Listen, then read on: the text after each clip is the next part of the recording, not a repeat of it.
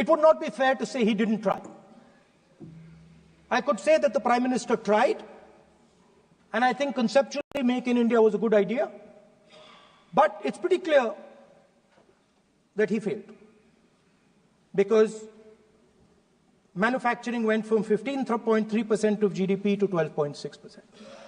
So the first question that any alternative vision would answer to the youngsters of our country is, okay, what and how are we going to solve this problem of employment? Any country basically organizes two things.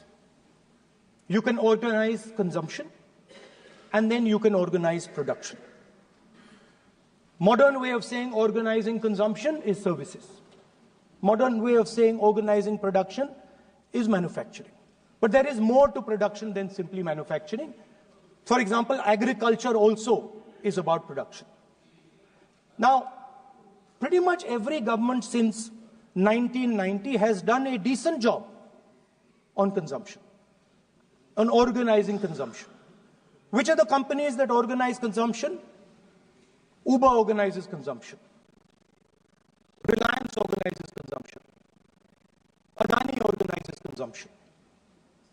But we have, as a country, failed in organizing production. We have excellent companies that try to organize production. They are the Mahindras of this world. They are the Bajajs of this world.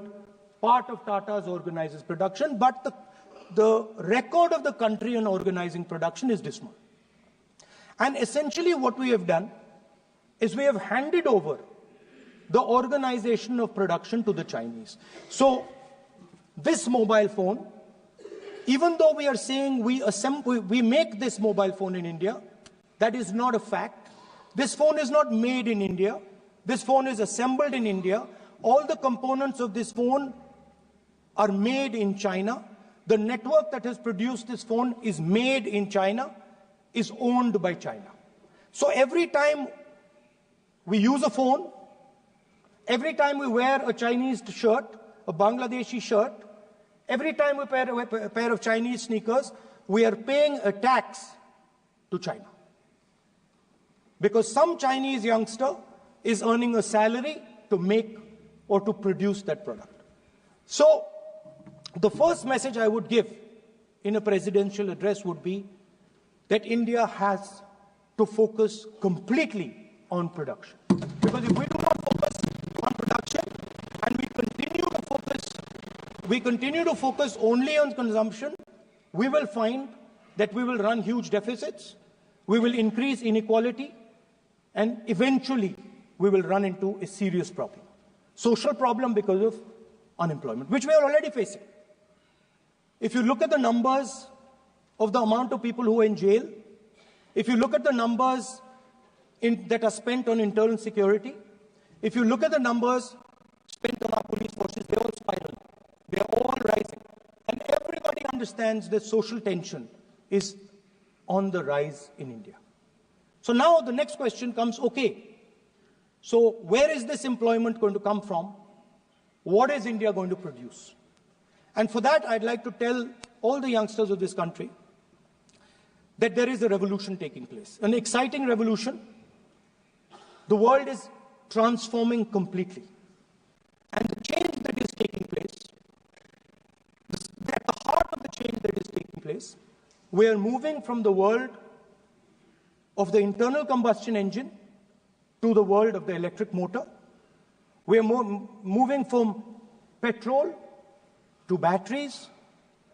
We are moving wind, solar, potentially nuclear energy. So our entire way of moving is changing. And this is going to change every single thing. It is going to change warfare. It is going to change medical treatment. It is going to change education. It is going to change how we eat. It is going to change every single thing. Now, the last time there was a revolution, called the computer revolution, the government of India had a clear focus. We looked at that revolution.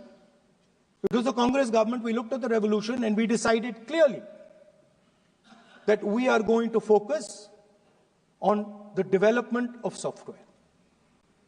And we rode the wave of that revolution. And today you can see the result. I remember people laughing. I remember people laughing when the computer was being talked about. You mentioned Mr. Vajpayee. I respect Mr. Vajpayee, but Mr. Vajpayee gave a speech saying that computers are of no consequence to India. So, what is important when there is a revolution? What is important is that you understand what are the drivers of that revolution and where exactly do you need to focus, where exactly do you need to sit in that revolution. I said that this revolution is going to change everything. And I want the youngsters in this country to think about it. There is a war going on in Ukraine. The war in Ukraine is actually a war between the internal combustion engine and the motor, the electric motor. The electric motor is inside the drone, the engine is inside the tank. And if you look at what is going on in Ukraine, the tanks are dying by the thousands.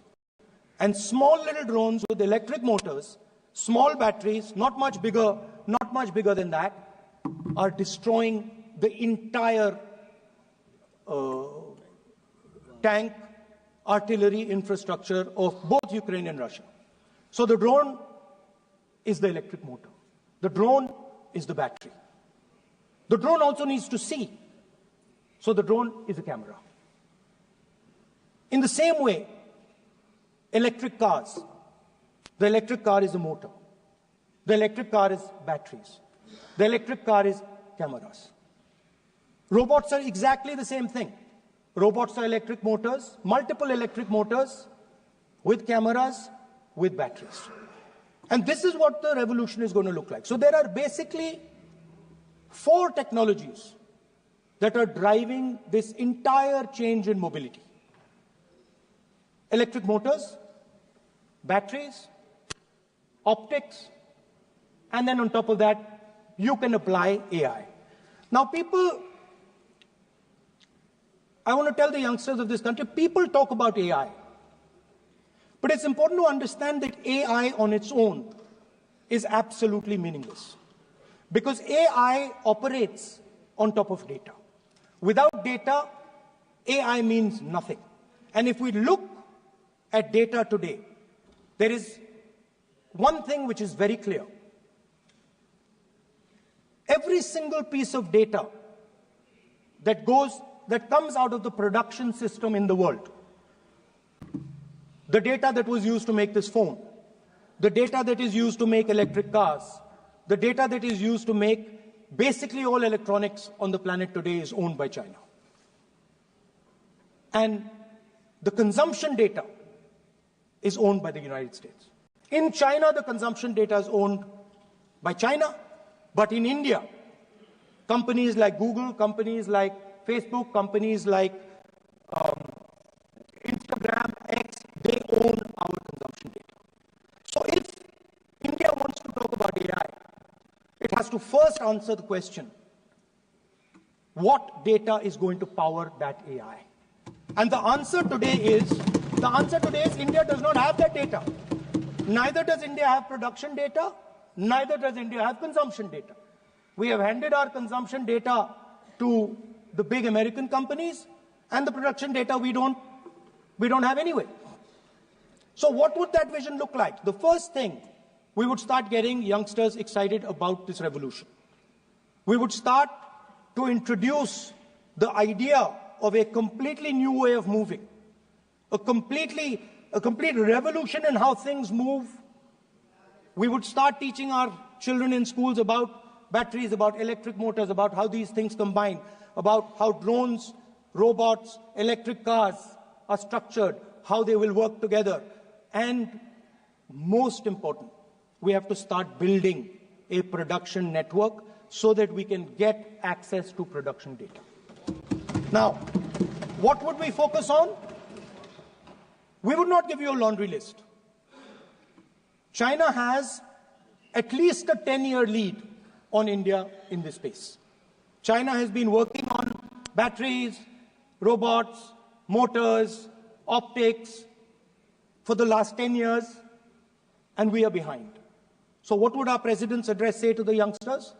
We will choose critical areas in each one of these technologies, and we will start to build capabilities in those areas. The second thing we would do, we would ensure that our banking system is not captured by 2 or 3 companies that basically do not allow you to build a production system. But our banking system is open, is dynamic, and is accessible to small and medium businesses and to millions and millions of entrepreneurs who want to take part in this revolution. Our foreign policy would take into account this revolution. When we talk to the United States, we would not send our foreign minister to invite our prime minister to his foreign issue. We would not send him 3 or 4 times, please invite our prime minister. Because if we had a production system and if we were working on these technologies, the American president would come here and invite the prime minister. So it is important to understand where a... Please.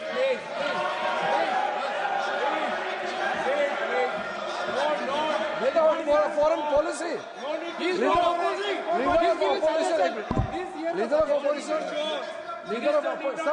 Leader of opposition cannot make such serious, unsubstantiated statement. This is related to the relation between 2 countries, and he is making an unverified statement about invitation of the Prime Minister of our country. It's matter of our dignity. How can you make such kind of statement? He's leader of opposition, sir. He should be responsible in making such statement. Sir. LOP is giving us very positive suggestions. Why they are worried, sir? For the country, he is giving. Leader of opposition has the information from any official source. He must inform the House. If leader of opposition has the information, please inform the House. Okay. Who has told you that foreign ministers visited for the purpose which you have mentioned? You must specify it. So, I'm sorry that disturbed you, that question. I apologize for disturbing your peace of mind. It's okay. I've apologized. I've apologized for disturbing your peace of mind. I'm sorry. Apologize for lying to the House. ऐसा नहीं होता है. तो serious होना चाहिए leader of opposition को. कम से कम देश के मामले में तो एक हो. देश के मामले में तो एक वॉइस से बोलना चाहिए. ये गलत बात है. ये ठीक नहीं है. लीडर ऑफ अपोजिशन को इस तरह का बयानबाजी नहीं करना चाहिए. ये गंभीर विषय पर चर्चा चल रही है. इसका गौरव विषय है. So we would start by telling our young men and women that they have to be at the forefront of this revolution. We cannot afford that the Chinese are at the forefront of this revolution. Number one. Number two, we would ensure that the absolute best experts on these technologies would talk to our students, would talk to our youngsters, and guide them on what a future, on what these future technologies are going to do. We would make them partners in this revolution.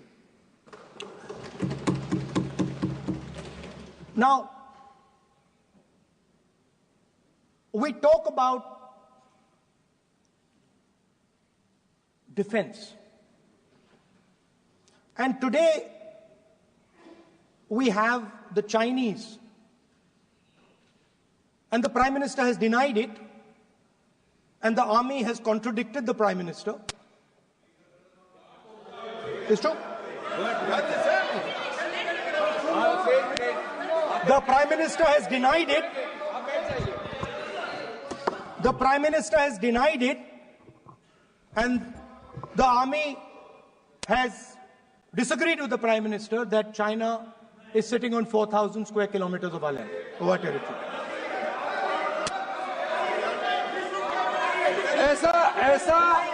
ऐसा इस सदन में अब मन चाहे बात नहीं बोल सकते हैं.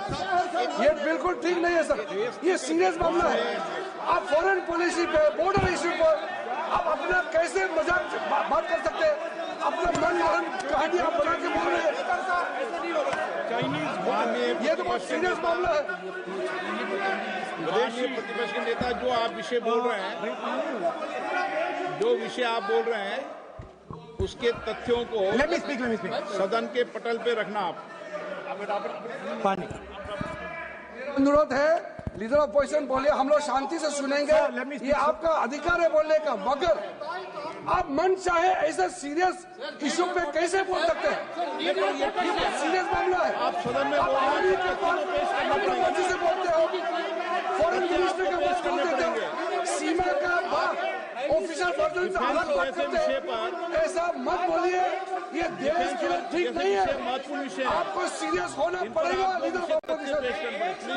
ये गंभीर मामले को आप ऐसा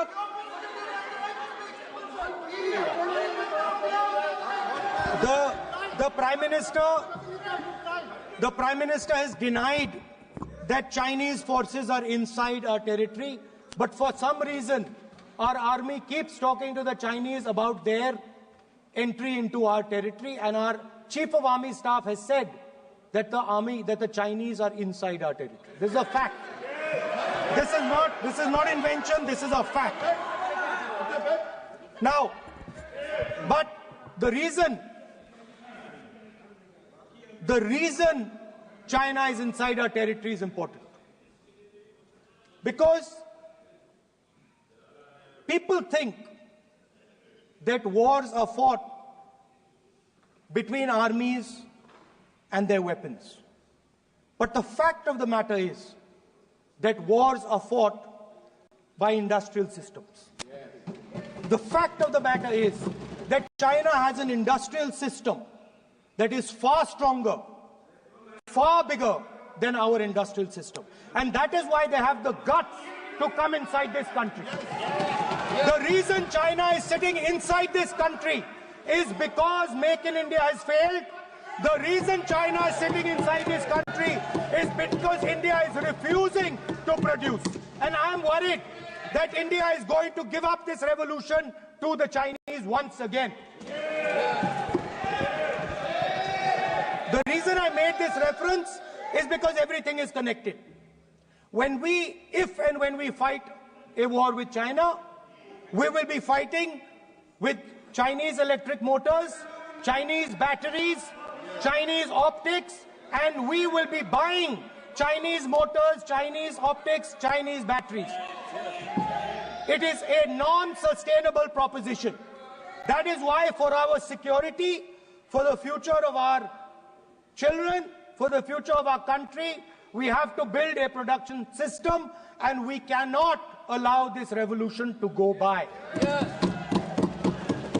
Now, the next step, we have a strategic partner called the United States. The partnership should focus on how India and the United States can work together to take advantage of this revolution.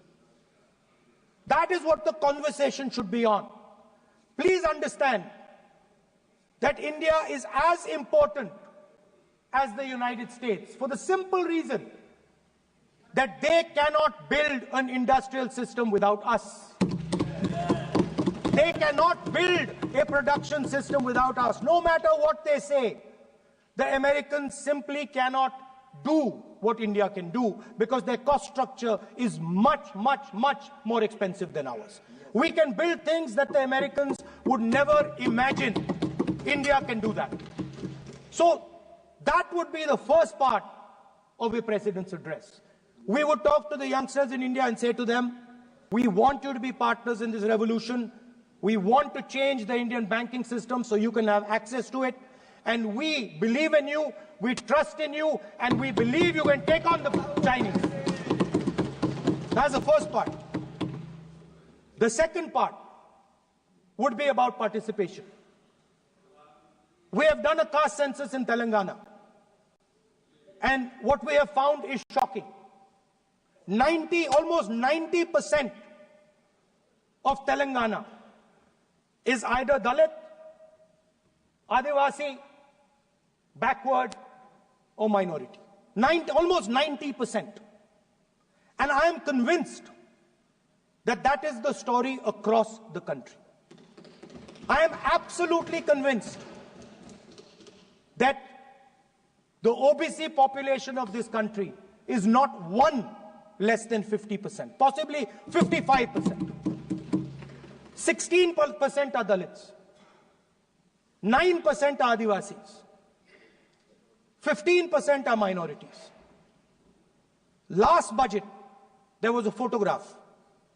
You remember the photograph? Of course. वो मक्खन बांटने वाली, हलवा बांटने वाली photo. मैं हैरान हो गया कि इस बार फोटो ही हटा दी. हलवा खिलाया मगर दिखाया नहीं किसको खिला रहे. प्लीज. तो at the center of any new development paradigm for this country, which runs parallel with the production paradigm I spoke of, which works together with the production paradigm I spoke of, is the participation of lower castes, OBCs, Dalits, Adivasis in the wealth of this country. If we look at the largest corporates in this country, they're all owned. None of them are owned by OBCs. None of them are owned by Dalits. None of them are owned by tribals.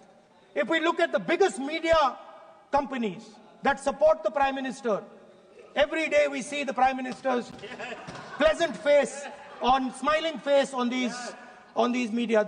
None of them are owned by OBCs. None of them are owned by Dalits. None of them are owned by Adivasis.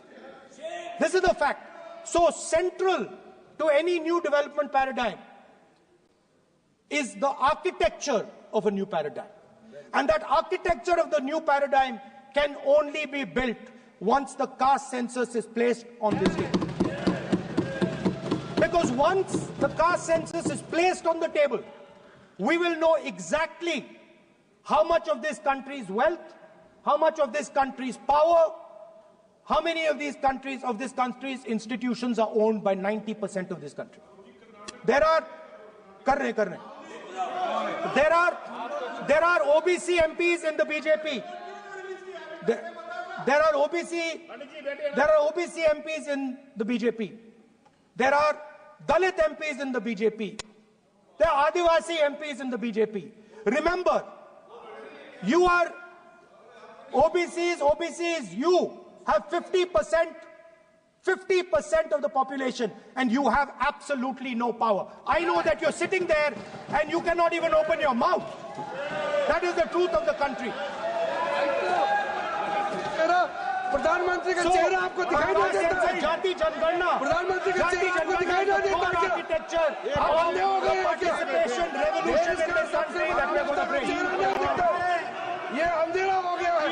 Parliament में ये कुछ दिखता नहीं है. सोनिया गांधी, प्रियंका, ये इधर opposition को कुछ दिखाई नहीं देता है. ओबीसी बात करते हैं. So the idea is, Speaker sir, the idea.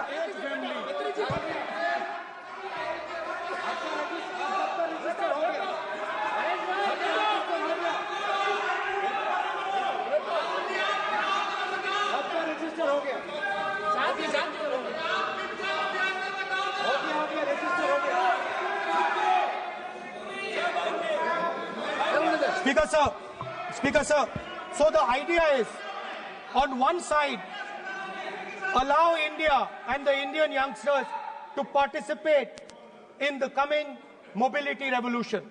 Allow them to participate in building robots, in building drones, in building electronic items, in building EVs. And on the other side, running parallel.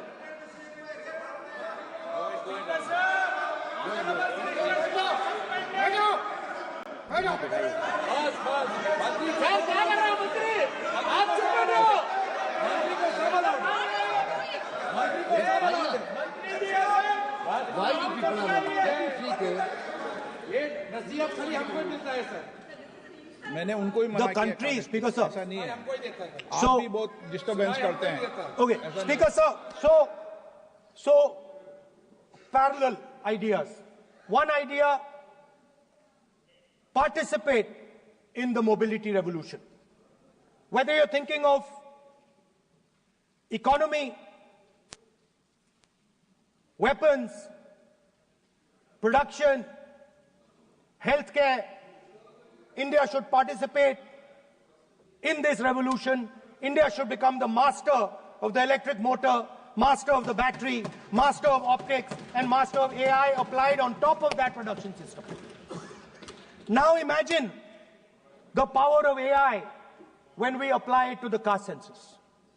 You imagine what we will do with AI and what we will do with the social revolution in this country when we start to apply AI on the data that we get from the caste census. So we are going to run a parallel track. On one side, participation, revolutionizing the participation of Dalits, OBCs, Adivasis in the ruling of this country, in the institutions of this country, in distribution of wealth of this country. And on the other side, parallel track, challenge the Chinese and participate in the revolution and defeat the Chinese in electric motors, batteries, solar panels, and wind. Yeah. So that is the first two parts of any presidential election address that any India Gathbandhan leader would give you. The final, of course, we go back to the Constitution. This, our favorite, just like the production system is a weapon, just like Jati Jangarna is a weapon of transformation, this is what the entire architecture is built on. I remember before the elections, all of you were saying 400 par, and you were saying you would change this. And then I was glad to see that the Prime Minister walked in and then was forced to bow his head in front of the Constitution. It was a moment of pride for all Congress people that we had explained to the Prime Minister and to the whole country that no force will dare touch this. Yeah. I know that the RSS has never accepted this. Mohan Bhagwatji has said that India didn't get independence in 1947. He has said that this constitution is meaningless. I know that that is at your heart. We will never let your dream come true. This constitution is going to rule India always. Now, एक minute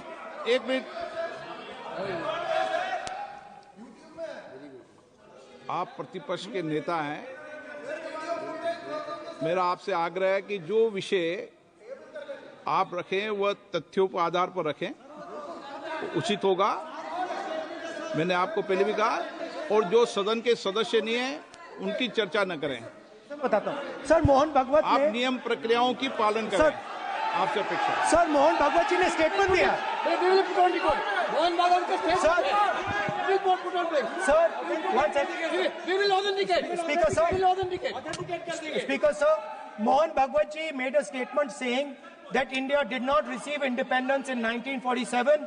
It received independence when the Ram Mandir was inaugurated. We will place that on the table. Now, sir, I would like to mention one small thing, but very important thing. Speaker, sir, this constitution is supported by this constitution is supported by the vote of our people. Without the secure vote of the Indian people, this constitution means nothing. Now I want to bring to the notice of this House some data, some information about the Maharashtra election. Very simple stuff. Speaker, sir, between the Lok Sabha election, which the India Alliance won, and the Vidhan Sabha election, the voting population of Himachal Pradesh was added to the voting roll of Maharashtra. Meaning the entire population of Himachal Pradesh was added to the voter rolls of Maharashtra. Please understand what I am saying. In Lok Sabha, the difference between Lok Sabha and Vidhan Sabha was the population of Himachal. The entire population. What? Almost 70 lakh new voters suddenly arrived. between Lok Sabha and Vidhan Sabha. Now, the most interesting part, and the Prime Minister is not looking at me. The most interesting part, सुन रहा है मजबूरी है आप the most interesting part, सब सुनेंगे तर्क पे बात करो मुंह नीचे कर लिया suddenly. The most interesting part is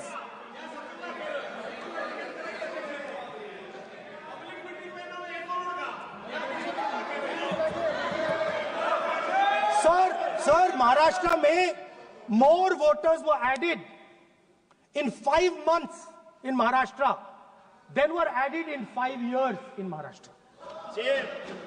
जितने 5 साल में ऐड हुए उससे ज्यादा 5 महीने में ऐड हुए, आखिरी 5 महीने में लोकसभा चुनाव के बाद. सर, एक बिल्डिंग है सर शिरडी में, एक बिल्डिंग में 7,000 नए वोटर एक बिल्डिंग में ऐड हुए सर. एक बिल्डिंग में 7,000 नए वोटर ऐड हुए सर. सर, मैं कोई आरोप नहीं लगा रहा हूं, मैं कोई आरोप नहीं लगा रहा हूं. मैं सिर्फ ये कह रहा हूं सर कि ये इसमें कुछ ना कुछ प्रॉब्लमैटिक है कि हिमाचल प्रदेश जितने बड़े वोटर्स लोकसभा के बाद जादू से आ जाते हैं. अब हम क्या कह रहे हैं? हमने इलेक्शन कमीशन से रिपीटेडली कहा है कि हम आरोप नहीं लगा रहे हैं. आप एक काम कीजिए, हमें लोकसभा की वोटर लिस्ट दे दीजिए, नेम, एड्रेस और इलेक्ट्रॉनिकली दीजिए, और विधानसभा नहीं है. नहीं सर, नहीं. स्पीकर सर, वो सब वेबसाइट पे रहती है, सब जानते हैं, कभी भी कोई निकाल सकता है. स्पीकर सर, मैं समझा देता हूं सर. स्पीकर सर, वो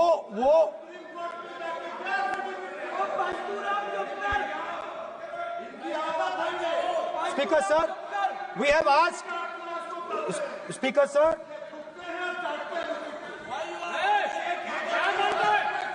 Speaker sir, we are asking this question.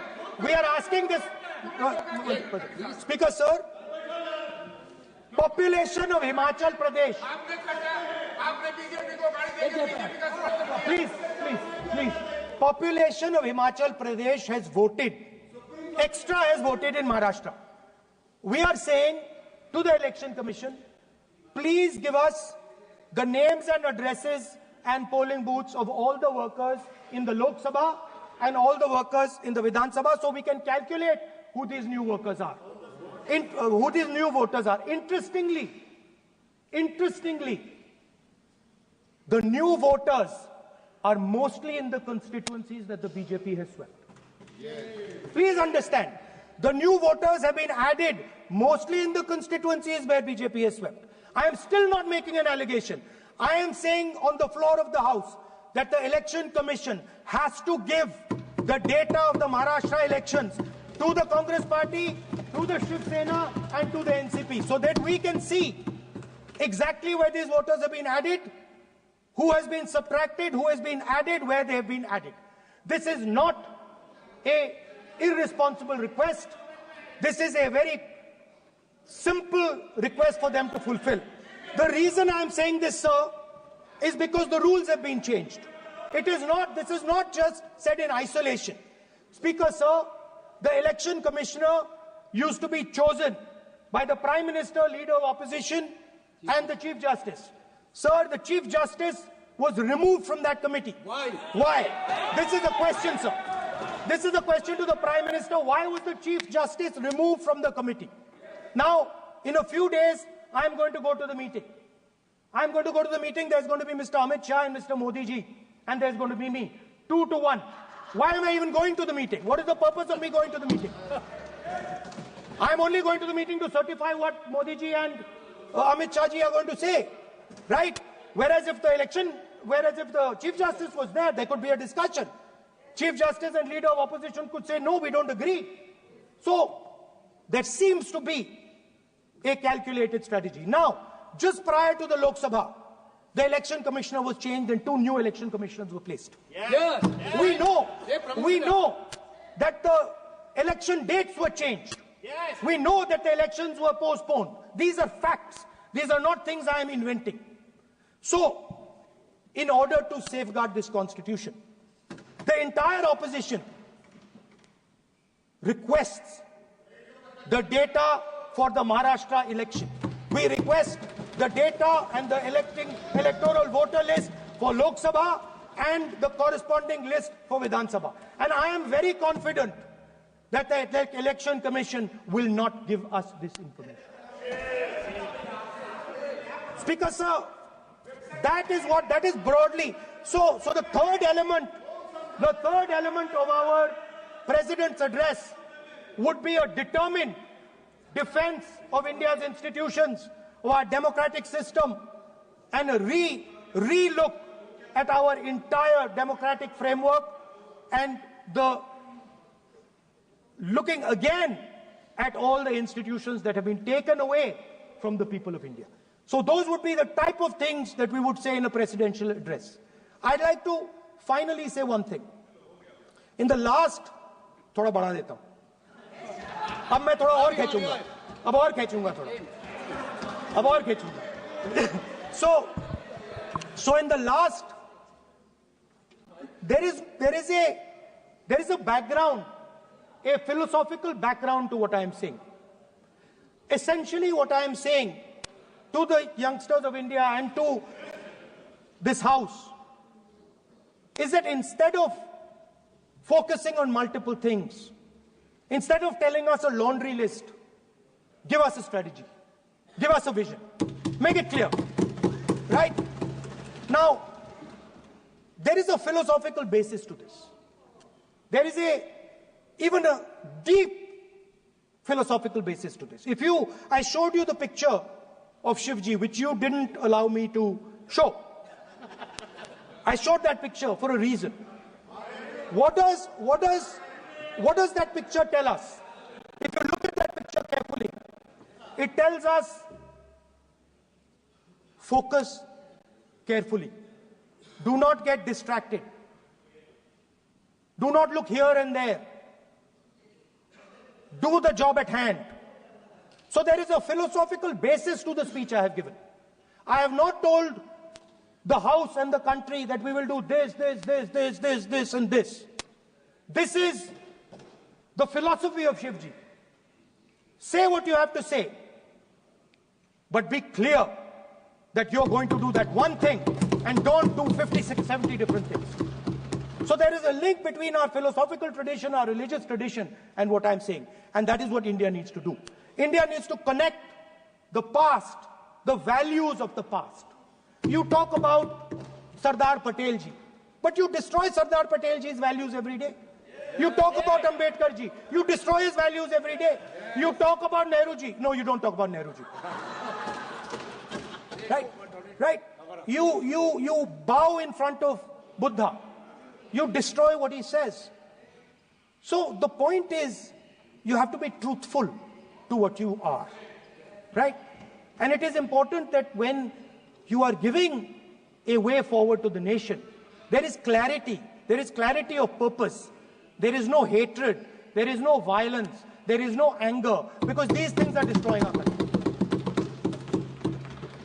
So my speech has not been angry, has not been nasty. My speech has been very polite, very kind, and I thank the Prime Minister for coming and listening to it.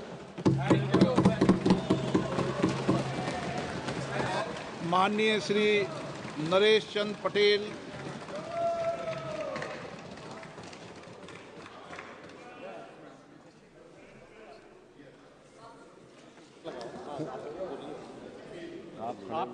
माननीय सभापति महोदय, अध्यक्ष जी, जाने वाले कोई नहीं रोक पाएगा। आप तो अपना भाषण दें। महोदय, सबसे पहले मैं आपका धन्यवाद करना चाहता हूं कि आपने महामहिम राष्ट्रपति के अभिभाषण के धन्यवाद प्रस्ताव पर मुझे बोलने का मौका दिया। मानवर इस सदन में बोलते हुए सबसे पहले मैं महाकुंभ में हुई दुखद घटना को स्मरण करना चाहता हूं। उन सभी श्रद्धालुओं और भक्तों को मेरी भावपूर्ण श्रद्धांजलि। मानवर जिन्होंने अपने जीवन की आस्था और भक्ति के साथ पवित्र स्नान करने का संकल्प लिया था, लेकिन दुर्भाग्यवश प्रशासनिक कुप्रबंधन और लापरवाही के चलते वो काल के गाल में समा गए। मानवर ये कोई प्राकृतिक आपदा नहीं थी, बल्कि सरकार की नाकामी का ये एक जीता जागता उदाहरण था। महाकुंभ, जिसे दुनिया का सबसे बड़ा आध्यात्मिक आयोजन माना जाता है, जो लाखों करोड़ों श्रद्धालुओं की आस्था और विश्वास का केंद्र है, ये केवल एक धार्मिक आयोजन नहीं था, बल्कि भारत की सांस्कृतिक